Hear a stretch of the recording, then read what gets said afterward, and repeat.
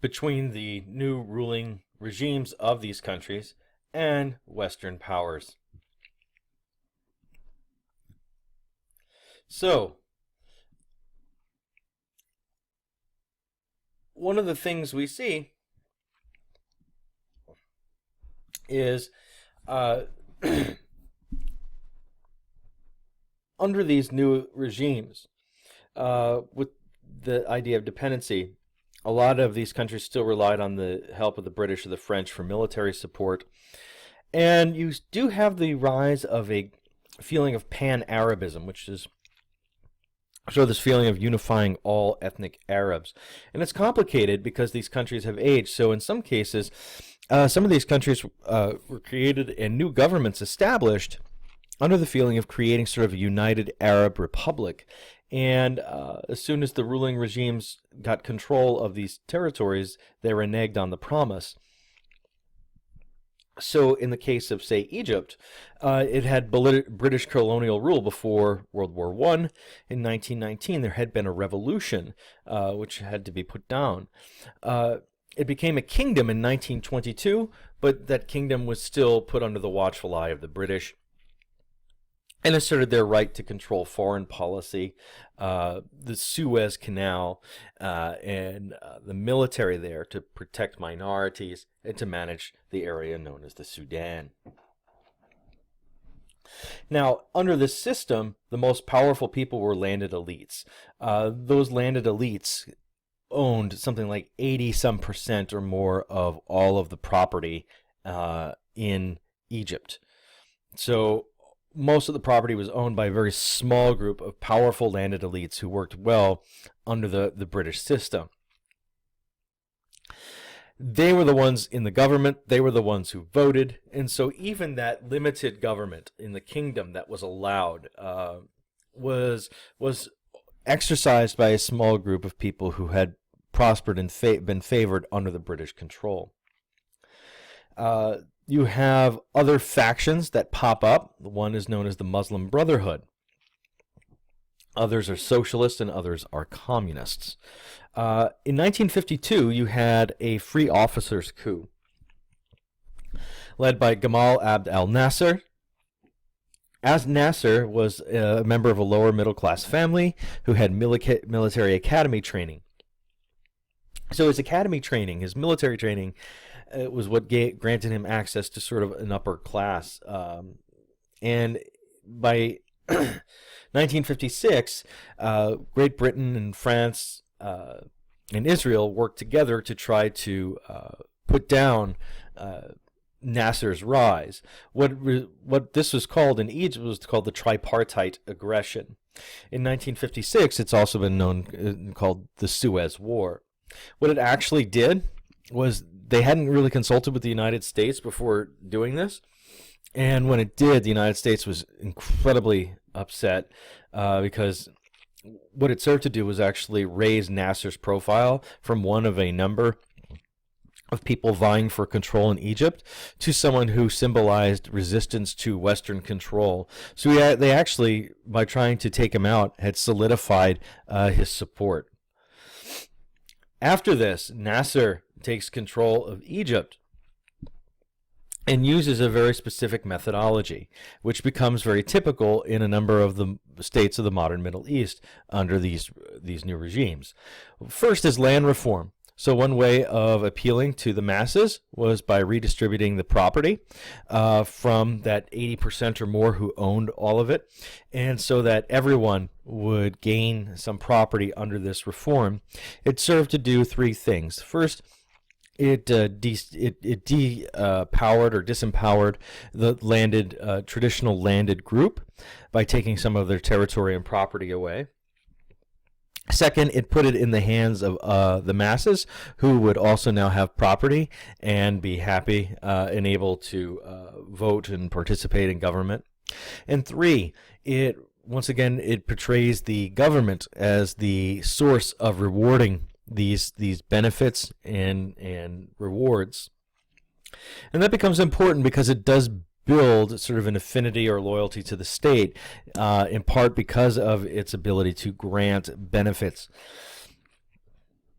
The state also issues a great deal of controls over industries, controls of big industries. So a lot of times these new states would take control of private industries and run them as state-run industries, in part because there was no internal infrastructure or market infrastructure available in these countries because they hadn't been allowed to develop a robust manufacturing sector and things, because colonies were there to serve as markets for goods, not as competitors in the production of them. So the state often got involved, taking over what factories there were, or building new ones, or running the major resource extraction processes, unless they were controlled by contract by foreign governments. And then later on, what happens is that some of these states still nationalize these industries. You also still have a major influence of secularist government. So these tend to be, especially the communist and socialist ones, they tend not to emphasize Islam. I try to emphasize things like land reform, state controls, other things, and religion they felt would serve as a force that could oppose its ultimate authority as a competing force. So they tended to not only promote secularism, but also could harshly repress religious movements. And that's the fourth element there, harsh repression. A lot of these regimes use very, very harsh means to keep people in line, from arrest, torture, and execution, and suspension of civil rights. One example we'll give is the country of Syria.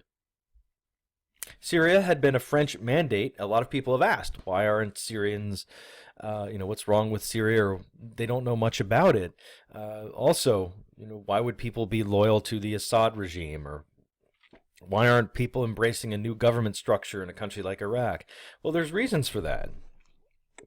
In the case of Syria, it was a French mandate that had been awarded after the Treaty of Versailles, which we covered, and it actually tried to copy the model from Egypt, so that four-point plan of land reform and things. And at one point had united with Egypt for 3 years. Between 1958 and 1961, it created a united Arab republic. There was a common Arab socialist party in two different countries called the Ba'ath Party in Syria and Iraq that promoted Arab nationalism and socialism. In 1961, a Syrian military figure, Hafez al-Assad, had helped lead a military coup to take over Syria in 1961. It created a military authority, a secular government, and instituted harsh repression. At first, al-Assad had been second in command in this government. There had been someone else, and eventually pushed him aside and took over. Al-Assad immediately instituted military authority in the country, meaning that Syria has basically been under military rule or emergency civilian rule since he ascended to the head of the Syrian state in 1961. That secular government is interesting. In one hand, why?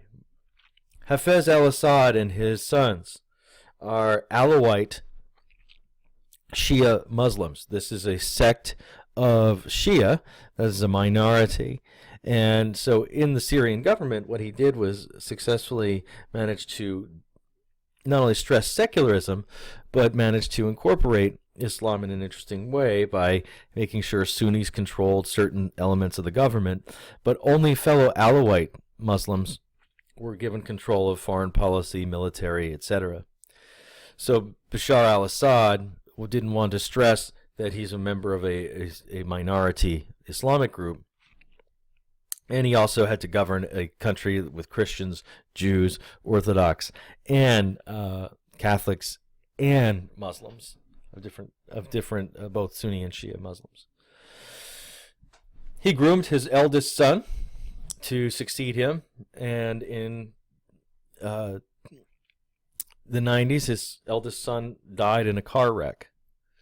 At that time, he recalled his second oldest son, Bashar al-Assad, to come back from his where he was living and be groomed to take over and succeed him as the head of Syria. Bashar al-Assad was living in England, in London, and where he was practicing his profession. He had been trained as an ophthalmologist, and he's an eye doctor. And he was a practicing eye doctor. In 2000, when his father died, Bashar al-Assad took control of Syria. There had been a great deal of optimism that he would be a bit of a reformer. Those hopes were quickly dashed. That's his father, Hafez al-Assad. And this is him, Bashar al-Assad. But what we see is a state that was manufactured. It was created. It was artificial. It was a creation for the benefit of Western powers. And then basically what you have are groups of people left fighting over the control of this regime. So you set the destiny of this country down a certain road. You benefit one group economically, a class group or an ethnic group in the case of Rwanda, over another, and then heighten the tensions. And then as you decolonize, there's these new factions. These factions still fight. So one of the questions that we deal with is, one of the other things to think about is if, in the case of Iraq, you have something similar. It was a British mandate, right? And remember, King Faisal got put on the throne, and him and his descendants ruled until 1958. It was then, in July 14th, General Abd al-Karim Qasim of the Free Officers Movement had rebelled and joined in on the United Arab Republic. Now, by the way, this Ba'ath Party that I mentioned is in Iraq and Syria. Bashar al-Assad is a Ba'athist. Saddam Hussein was a Ba'athist. Now, the Ba'ath Party split between those countries, but the origin is still the same.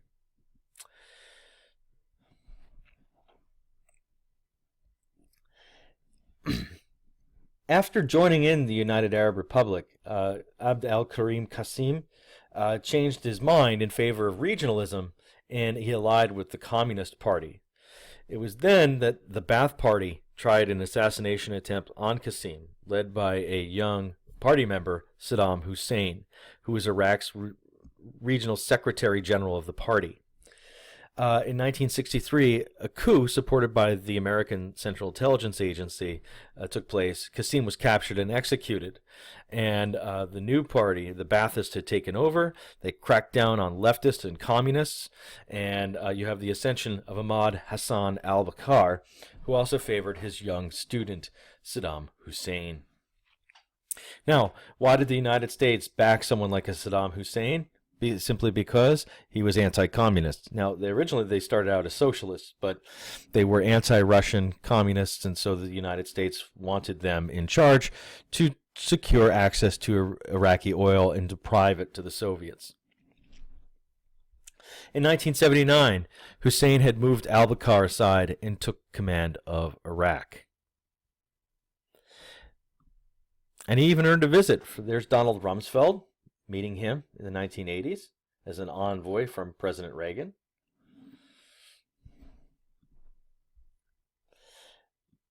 And the United States had actually backed Saddam Hussein in a war with his neighbor Iran for a number of years throughout the 1980s, before deciding that Saddam Hussein had gone too far in the Gulf War and then again. But once again, what we see are these states that are manufactured or created. One of the other things is that because of the repression, especially by people like Hussein and Assad, people don't necessarily feel any loyalty to these kinds of governments because their only association with them is either they've granted benefits or they've also arrested and tortured people and not respected the freedom of speech or anything else. So what you have is part of the problem in understanding this process is also that these are governments or countries that were created for the convenience of the West, perpetuated for the West convenience, and even the solutions are being perpetuated for the convenience of the West. But this is what is meant by artificial or manufactured nations.